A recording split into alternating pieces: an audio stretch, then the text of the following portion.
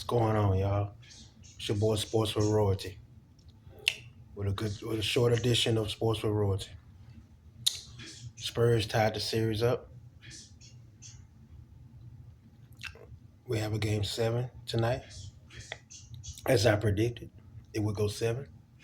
I had OKC winning in 7, but I have to be honest with y'all. That's not what my mind and that's not what my heart is saying now. I just feel like if the Spurs, if Wemby can continue, of course it's gonna Wemby's gonna decide the game because if they can keep SG around 20ish, under 20ish, they'll win the ball game. They've made him work extremely hard, especially in game 6. If the Spurs can just continue to run the ball, just drive, run the ball down their throat, drive the ball, break out. They did that in game 1 on OKC's floor. They outran them, they out hustled, they outgritted. And the Spurs truly feel like now, I think that they feel like they are the best team, the better team. And, like I said, I had OKC in 7. And, I'm not one to change and flip, but I know what my heart says. And I could be wrong, and I could be fit, and I can admit it if I'm wrong afterwards. But I just feel like something happened during these last few games. I seen OKC make some adjustments, and that to me says something also that the lineup changed, and the Spurs just castle those guys just more more physical. Other guys are coming up missing. They're making SG work hard and making somebody else have to beat them, and they're not stepping up to the plate. If SG doesn't score 30 or more, 28 to 30 or more, the Thunder can't win. And it's like he has to be near his average or at his average. Remember I told you, 31 per game in the regular season. 19 and 16, 50, he had 15 the other night. When they don't let him, when they make him work hard and don't let him score like that, OKC can't beat them. The Spurs have been the only team these last 2 years to even have SG's or OKC's number. They have been the team that has been the toughest matchup. And I think what you've seen in Game 6 is the Spurs just physically imposing their will. And you know, I'm not confident about OKC when in this Game 7, and I understand that.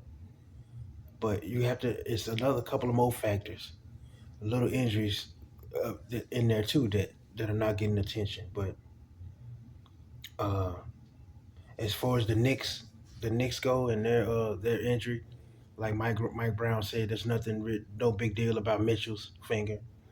So your Knicks fans can breathe easy on that one. But tonight's game 7, it's gonna be interesting.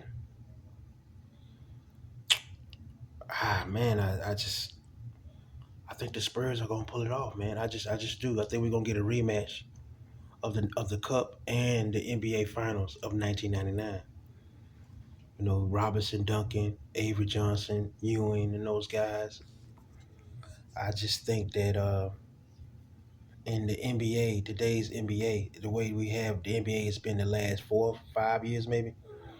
In both sports, really, it's more wide open than it's ever been before. You can't honestly say who's gonna win the NBA championship every year. You can give you your favorites. It might be some teams, but you never know who's gonna come out. NFL, same thing.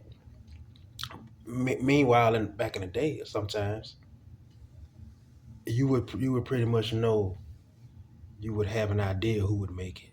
You know, Competition was tough, of course, tougher maybe, but it's just teams that still stood out. But it's hard for me to pick against OKC on their home floor in a game 7.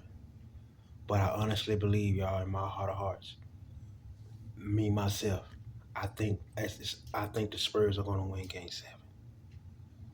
And I, I just feel that way honestly. And you could call me a flopper. You can say, but I'm just I when I if I can pick a series, if I can say that, hey, I think this is what's going to happen now, I can do that because I had OKC winning this series, but I think that the Spurs will win it now. They'll win Game 7 on their home floor. I think that Wemby is really the best player in basketball, and I think that he will decide this game. If the Spurs let him go ahead and be him, we need you to go do this. You need to be more aggressive. No passing, no nothing. That's what he did in Game 6. That's what he's been doing. When they have ran the ball, got out on a break, and ran the ball down and scored on OKC, like they did in Game 1 and Game 6, or Game 4 maybe. But if they can do that, they'll win. SG, keep him within 20, 21 points. Wimby, be dominant. Pad that, the stats will be there. Blocks, rebounds. Castle, of course. Getting out, moving the ball. So I'm going out there on that limb and thinking that I think that throughout this series I saw some things, a formula that the Spurs have been using, and I think that changed the series. They started the series, they didn't have De'Aaron Fox, not healthy, but I don't. I think we all understand and know how talented De'Aaron Fox is. A healthy De'Aaron Fox, just having his presence now with those other guys, it's just made a difference, man. And I think that the Spurs will win Game 7. That is my prediction. Uh, I will eat crow. If I'm wrong, I'll be right back and saying I'm wrong. I flipped on OKC, yes, and you would be right. But my heart of hearts thinks that in a game, and I think that the Spurs have what it takes to pull this off. So I had OKC at 7, but I am firmly right now changing it, and I think that this particular Game 7, I think that the Spurs uh will win. So I mean, the MVP at home in a Game 7. Uh, that's hard to pick against. But I think Wemby Yama changes a lot, man. And it also depends on how the refs do, of course. Like I said, I don't like switching. I hate to do this to switch my pick like that, but I'm telling you what I think is gonna happen. So if the refs let them play, if OKC stop looking for a foul every time they drive the ball, and it ain't just SG, everybody on the team falls. But nonetheless, they are the defending champs. They are a great team. But you're hearing it from me, your boy Sports Royalty. I have the Spurs winning Game 7 going to the NBA Finals to play the New York Knicks.